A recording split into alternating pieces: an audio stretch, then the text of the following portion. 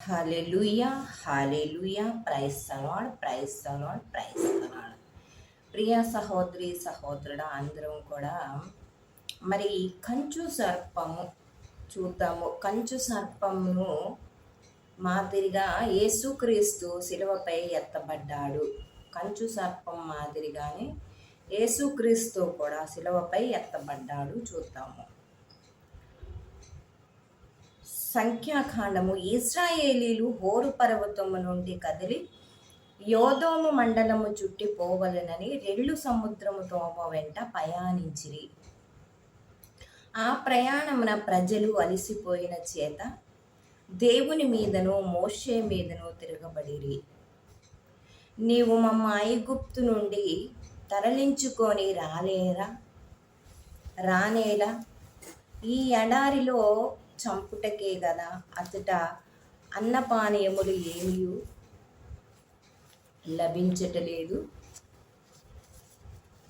ఈ రుచి పచి లేని ఆహారమును మాకు అసహ్యమైనది అని గొనుగు కొనసాగిరి.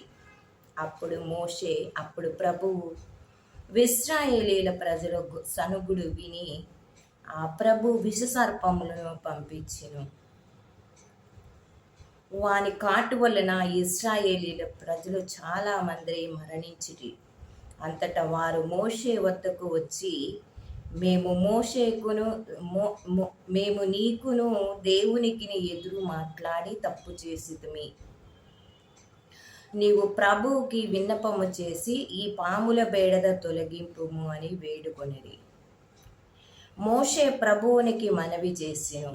ప్రభువు మోషేతో, తాపకరమైన సర్పము వంటి రూపమును చేసి గడ మీద తొలగింపుము. పాము కరచిన వారు ఆ సర్పమును చూచినచో బ్రతికిపోవద్దురు అని చెప్పెను. మోషే కంచు సర్పమును చేసి గడ మీద తగిలించెను. పాము కరచిన వారందరూ ఆ కంచు సర్పమును చూసి చావును తప్పించుకొనిరి. అదేవిధంగా యోహాను శుభవార్త 3వ అధ్యాయం 14-16 వచనములు. మోషే ఎడారిలో ఎట్లు సర్పమును ఎత్తెను, అట్లనే ఆయనను విశ్వసించువాడు ప్రతి వాడును నిత్య జీవము పొందుటకు అట్లే మనుష్య కుమారుడును ఎత్తబడవలెను. దేవుడు లోకమును ఎంతో ప్రేమించి తన ఏకైక కుమారుడిని ప్రసాదించెను. ఆయనను విశ్వసించు ప్రతి వాడును నాశనము చెందక నిత్య జీవము పొందుటకే అటుల చేసెను తండ్రి దేవుడు. ప్రియా సహోదరి సహోదరుడా, మనం ఈ మధ్యాహ్న కాల సమయమున చూస్తున్నటువంటి వాక్యము, కంచు సర్పము ఎలా ఎత్తబడిందో ఎడారిలో, మరి యేసుక్రీస్తు కూడా శిలువ మీద నిత్య జీవం పొందడానికి అలానే ఎత్తబడ్డాడు అని వాక్యం సెలవిస్తుంది.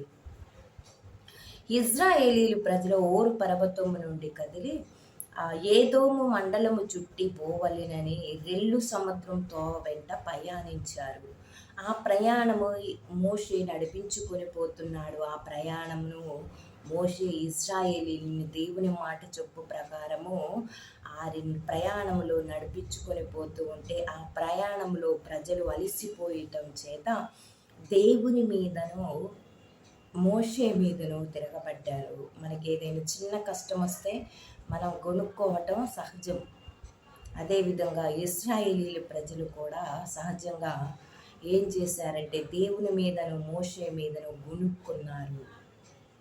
ఈ ప్రయాణంలో మేము అలసిపోతున్నాము, మమ్మల్ని అందుకనే తీసుకొని వచ్చావా, ఈ ఎడారిలో ఆహారం లేదు, ఈ రుచి పచి లేని ఆహారం తిని మేము ఎలా బ్రతికేము, మాకు ఈ ఆహారము వద్దు, మమ్మల్ని చంపటానికే తీసుకొచ్చావా ఈ ఐగుప్తు నుండి అని చెప్పేసి ప్రజలు ఈ మోషే మీదను దేవుడి మీదను తిరుగుబాటు చేశారు. ప్రియ సహోదరి సహోదరుడా, ఆ యొక్క గొనుగుడును ఆ తిరుగుబాటుని తండ్రి అయిన యావే దేవుడికి నచ్చలేదు. అప్పుడు తండ్రి దేవుడు వారి యొక్క గొనుగుడిని విని పాములను పంపించాడు. ఆ పాములు కరిచిన వారందరూ చాలామంది ఇజ్రాయేలీలు ప్రజలు మరణించారు. ప్రియా సహోదరి సహోదరుల, మరణించినప్పుడు ఆ ఇజ్రాయేలీలు ప్రజలందరూ మరలా మిగిలిన ప్రజలు వచ్చి మోషే దగ్గరికి వచ్చి, ఇదిగో మేము పాపం చేశాము, మేము తప్పు చేశాము, నీ మీద దేవుడి మీద మేము సనుగుకున్నాము, కాబట్టి మా యొక్క పాపములను తొలగించమని